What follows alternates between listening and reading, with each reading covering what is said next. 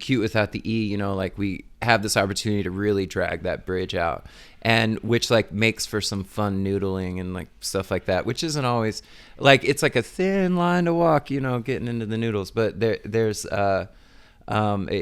it's I always enjoy that part of the set, because I'm not doing anything during that part, so I just kind of get to hear like every, those new little things that everybody's putting in, and that's always fun for me.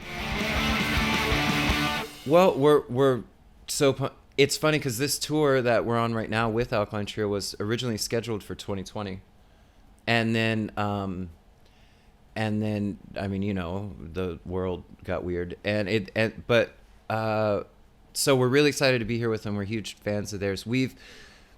Anything we've done with them has been kind of like in like passing or like festival stuff. There was one Warped Tour that we did years ago, that they were on also, but we were just kind of like scared little kids, I think, at the time.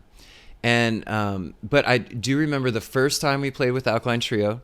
It was before we had like that 15-passenger van, the green one. Mm-hmm. And I don't even think like our record was either about to come out or hadn't come out yet, and it was at like this VFW hall in on Long Island, and like Mark and Sean were super late, and we were so mad at them because we're playing with Alkaline Trio. They were on that show? I didn't even remember that they played that show. Yeah, they headlined the show, and I remember that they had like they had a box truck, and I never seen a band travel with a box truck before for like their gear and their merch, and I was like, oh my God, maybe one day we'll get a box truck. Yeah.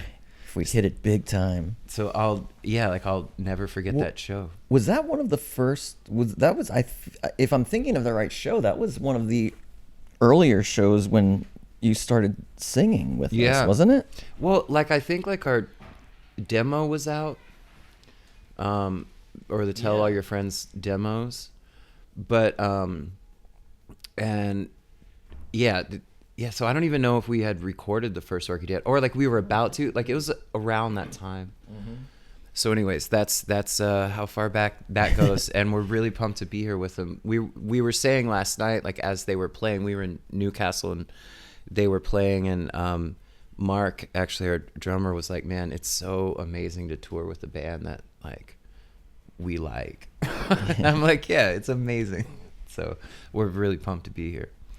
How the Weezer cover came about was we were in 2019 we were celebrating this like 20 years of being a band, you know, because we couldn't believe it. Here we are. We started a band when we were 4 years old, mm-hmm.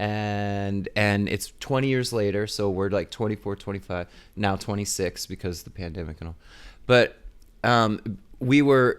it was such a busy year. We were gone more than we were home.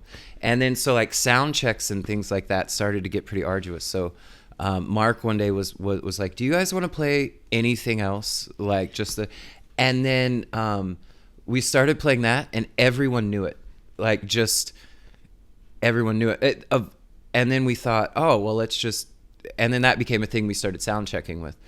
And then we had a day off in Buffalo, New York, and we were like, let's just record a version of it because it's something different to do, and we love being in the studio. And then we did that, and then we weren't ever sure what we were going to do with it. And we ended up, our buddies at Photo Finish Records, Matt Galley, actually, who's been booking us in the U.S. since forever.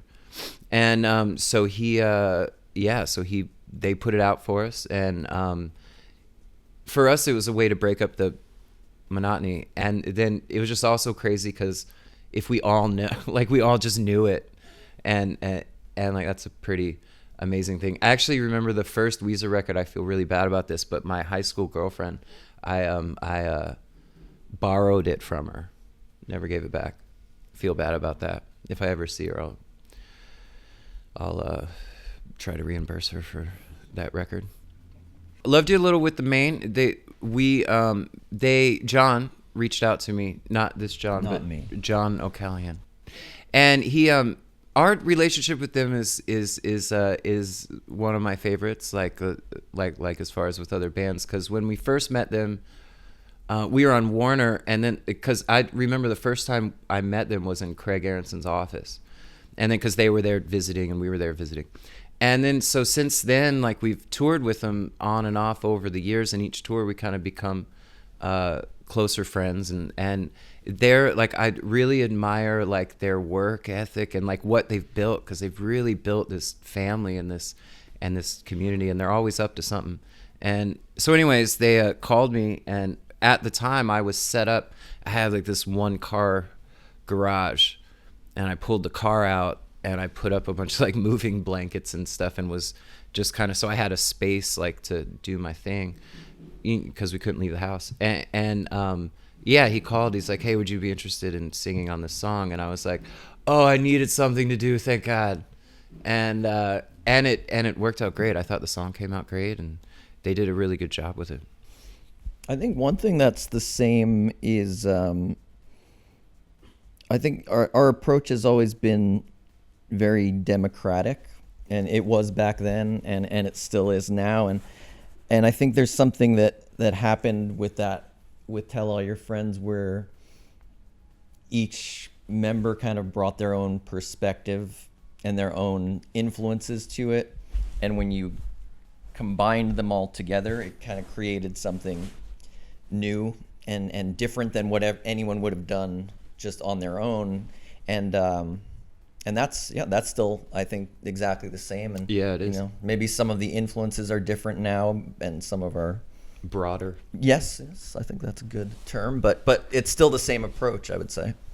Yeah, it's like, I think that even through kind of the course of the band, like, there were years that we kind of got away from that kind of writing. Like, I think, with the gift of hindsight, when you're younger, it's real easy to get wrapped up in your own bullshit, and then so it's kind of like, I think, especially when John and Sean came back to the band, like, we realized like there's that it's like, that's when we're at like our strongest, when everyone is able to get their or like have their stamp on it, like what John was saying with the different influences that we all have, and I think that's made us, as a group, much stronger songwriters. So that's something that, and it's funny to think about now, because it's something that we just kind of stumbled into and hoped would work out, and here we are.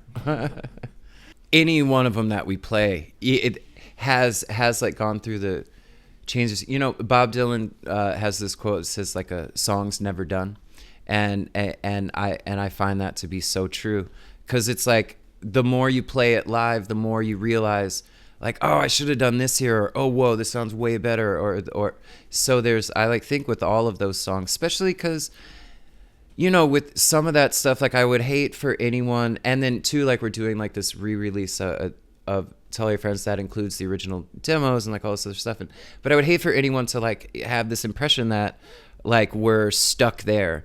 And then, because oftentimes a lot of the conversations that we have come back to this thing of well, let's talk about Tell All Your Friends, and that's cool, because that's a thing we did, and I'm like pumped. But to bring it back to the question you asked, I like feel that from the life experience that we've had, and how we've grown, and how our musical tastes have grown, or like the blinders have been pulled back a little, so there's like a different approach that I think we all take to each of those songs, just simply because we're better at what we do. And so so to answer your question, yes, they've all gone through many changes. One of my favorites is and we're able to do it more like on like our headlining shows, because we have more time to play with. And then, but kind of like in Cute Without the E, like we have this opportunity to really drag that bridge out, and which like makes for some fun noodling and like stuff like that, which isn't always like, it's like a thin line to walk, getting into the noodles. But there's I always enjoy that part of the set, because I'm not doing anything during that part, so I just kind of get to hear like those new little things that everybody's putting in, and that's always fun for me. And I have an effect vocal mic, so I could like go over there and just make noises. Nobody gives me a hard time about it. It's pretty great. Well, it's like funny how I was actually texting with Mikey Way just like last week, because he had moved out to Tennessee now, and which isn't far from where I live in North Carolina. And like we've stayed in touch over the years, but it's like, you know, just kind of like this passing thing of like, hey man, hope you're okay. But we were like, for real, like, can't wait to see you. Like, so it's just this crazy thing. And when we first saw that lineup, we were like, all right, sure, right. Like, cause it like almost seemed more like, you know, when they'll have like those tribute nights, like at clubs over here.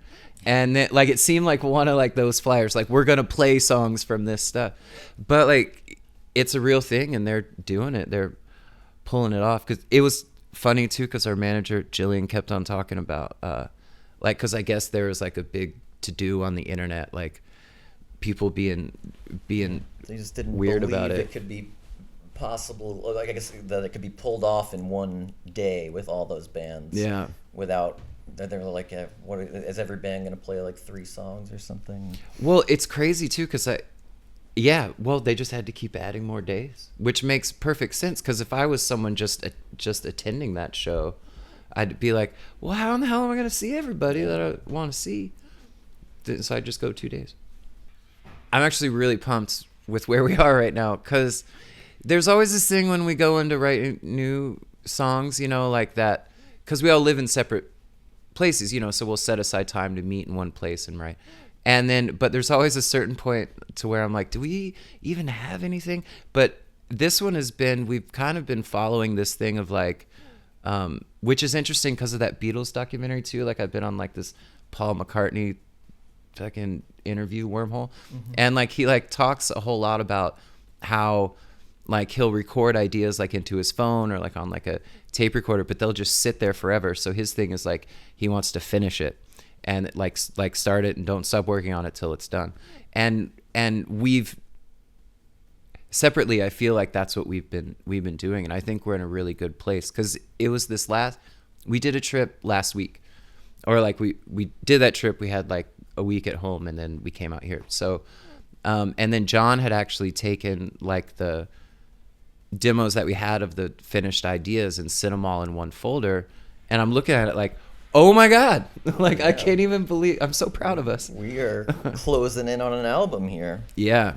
And what's really cool too, and there's something is, I feel like there's, even with being back over here, you know, and like being able to like do the damn thing again, like I feel like everyone is really on the same page, all of us in the band, and there's magic in there, you know, like, so I'm really excited for people to hear them. Actually right now I'm more excited to see how they're going to evolve from the point where they are now, because it's kind of like the stage we're in, like, because normally what we'll do is like write a little more pre-production, which is when we really reel everything in, and then go to record, because you know you got to be prepared before you go into the studio. Shit's expensive. And so like so we're like almost to that pre-production stage, so I'm just really curious to see what's going to happen, because we got some great stuff on there. And then it's just a matter of like making it so like I don't try to put a chorus pedal on every guitar, because I love it so much, and they've been keeping me in line. It's pretty good.